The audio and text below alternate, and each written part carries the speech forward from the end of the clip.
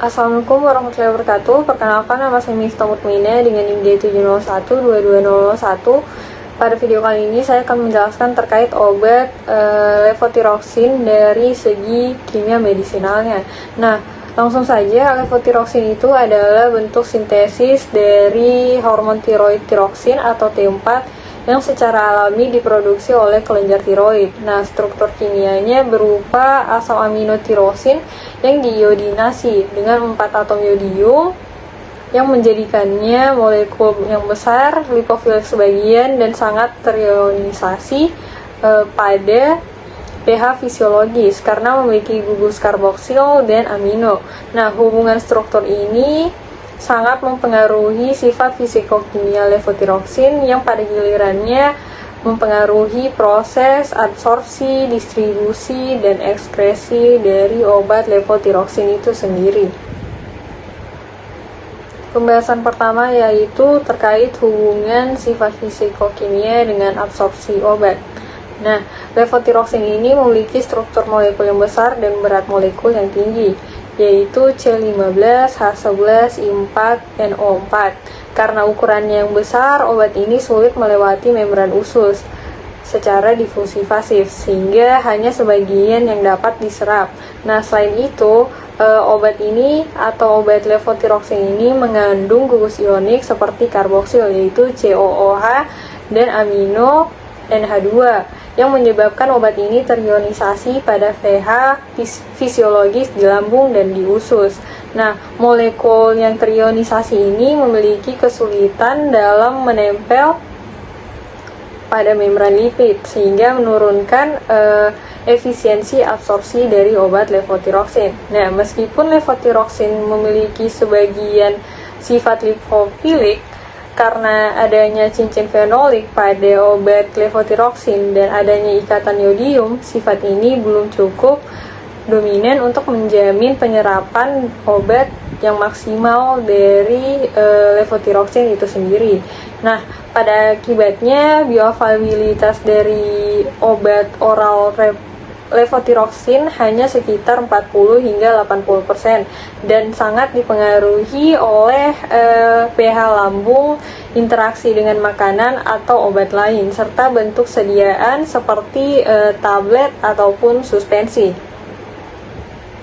Pembahasan selanjutnya yaitu terkait hubungan sifat fisikokimia dan distribusi obat levotiroxin. Nah, dalam sirkulasi darah, levotiroxin memiliki ikatan protein yang sangat tinggi, yaitu lebih dari 99%, terutama dengan albumin, TBG atau tyrosine binding globulin, serta transthyretin.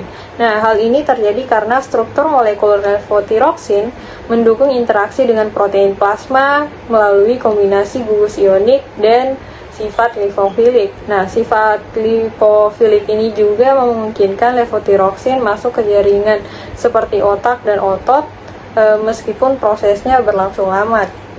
Nah, oleh karena itu, distribusi dari obat levotiroxin itu sendiri bersifat luas tetapi tidak cepat, dengan waktu paruh yang sangat panjang, yaitu sekitar 6 hingga 7 hari.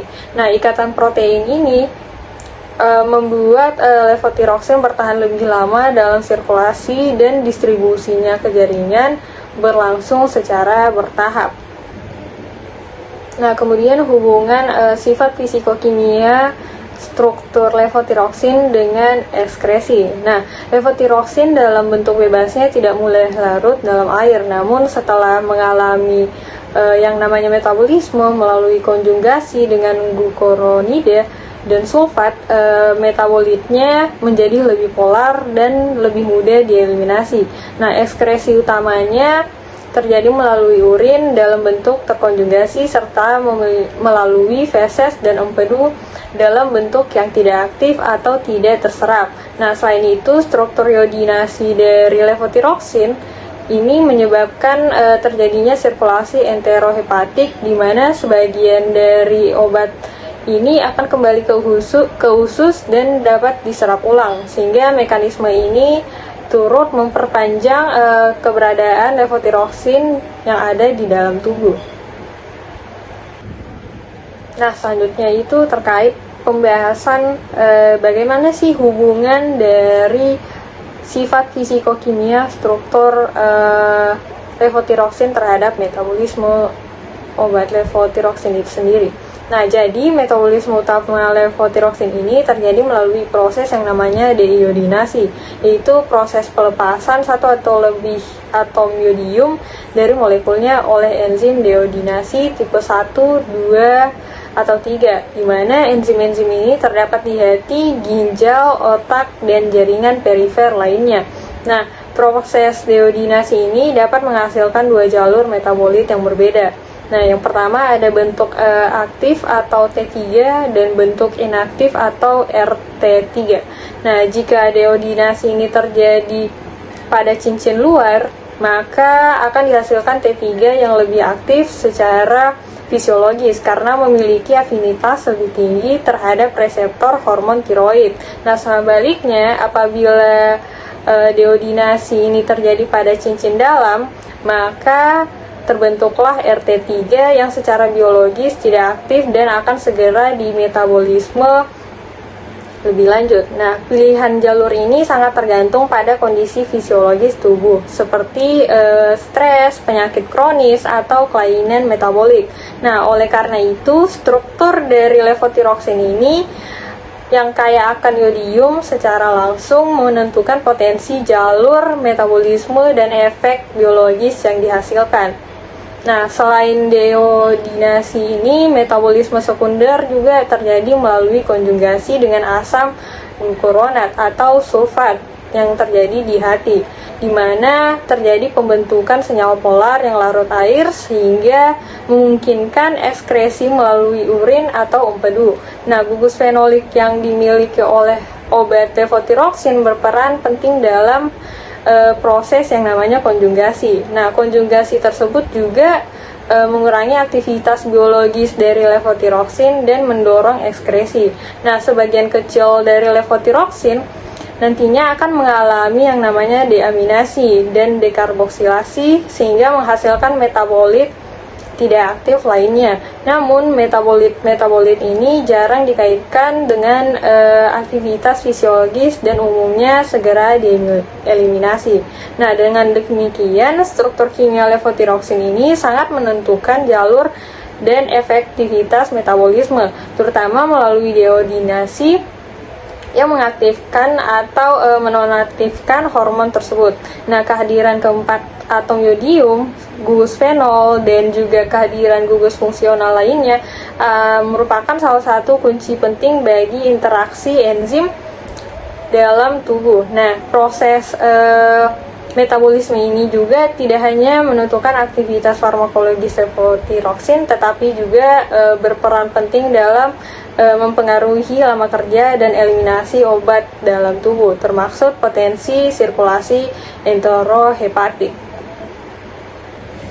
Nah, selanjutnya saya akan membahas terkait hubungan dari kelarutan dan aktivitas biologis obat levotiroxin dalam rangka pengembangan obat. Nah, kelarutan levotiroxin dalam air ini dan media biologis merupakan aspek penting dalam bioavailabilitas dan efektivitas obat.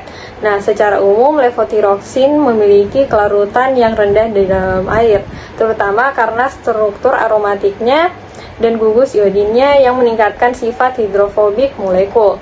Namun, levotiroxin ini sendiri mengandung beberapa gugus hidroksil dan amina yang memberikan sedikit polaritas dan memungkinkan kelarutan terbatas dalam fase berair. Nah, dalam pengembangan formulasi obat levotiroxin, kelarutan ini menjadi tantangan utama karena kelarutan yang rendah dapat mempengaruhi laju pelepasan dan penyerapan obat di saluran cerna. Nah, sehingga mempengaruhi konsentrasi plasma dan konsistensi respon dari terapeutik.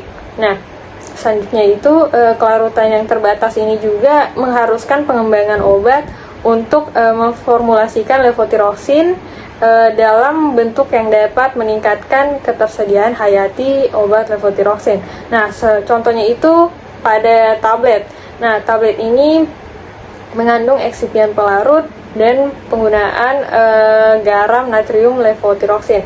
atau teknik pemrosesan khusus seperti mikronisasi dan granulasi untuk meningkatkan luas permukaan dan kecepatan disolusi. Nah, dengan peningkatan kelarutan dan disolusi ini, obat levotiroxin dapat diserap lebih baik melalui mukosa usus sehingga menyebabkan konsentrasi terapeutik yang diinginkan dalam darah, dan selanjutnya nantinya akan mempengaruhi pengikatan reseptor tiroid dalam jaringan yang ada pada target. Nah, aktivitas biologis levotiroxin ini juga sangat bergantung pada struktur molekul yang harus tetap utuh hingga mencapai sirkulasi sistemik. Nah, modifikasi struktur yang merubah gugus iodinnya ini atau perubahan konformasi molekul dapat mengurangi afinitas terhadap reseptor tiroid dan menurunkan efektivitas terapi. Nah, oleh karena itu, stabilitas kimia dan fisika levotiroxin dalam formulasi dan selama penyimpanan juga menjadi fokus utama dalam pengembangan obat. Nah, stabilitas ini pula juga berkaitan dengan interaksi molekul dengan lingkungan sekitar, termasuk pH, kelembapan, dan juga paparan terhadap cahaya yang dapat menyebabkan degradasi atau isomerasi. Nah, lanjut ke pembahasan terakhir, yaitu terkait hubungan struktur aspek stereokimia dan aktivitas biologis obat levotiroxin. Nah, salah satu aspek penting dalam struktur levotiroxin ini sendiri adalah stereokimia atau konfigurasi 3 dimensi molekulnya. Nah, terutama pada pusat chiral yang terdapat pada atom karbon alfa dari rantai tirosin. Nah, levotiroxin secara alami hadir dalam isomer L atau levorotatori yang merupakan bentuk biologis aktif dan dapat dikenali serta diikat oleh reseptor tiroid dengan afinitas yang tinggi. Nah, selain isomer L, ada pula isomer D atau dextrorotatory levotiroxin yang merupakan bentuk cerminan dari isomer L. Nah, levotiroxin D ini atau isomer D ini tidak memiliki aktivitas biologis yang signifikan karena tidak cocok untuk berikatan dengan reseptor tiroid.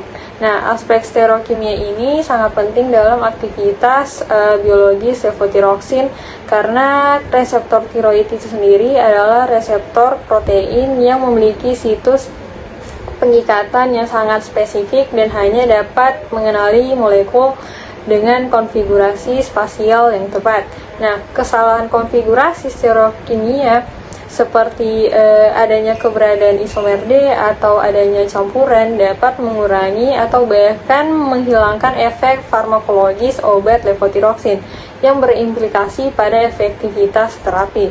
Nah, oleh karena itu, dalam proses sintesis dan produksi levotiroxin perlu dipastikan bahwa adanya pemurnian dan kontrol stereokimia, di mana tahap ini merupakan tahap yang sangat krusial untuk memastikan bahwa produk akhir dari obat levotiroxin hanya mengandung isomer L yang aktif secara biologis, dan hal ini juga sangat mempengaruhi stabilitas molekul, bioavailabilitas, dan keamanan penggunaan obat levotiroxin.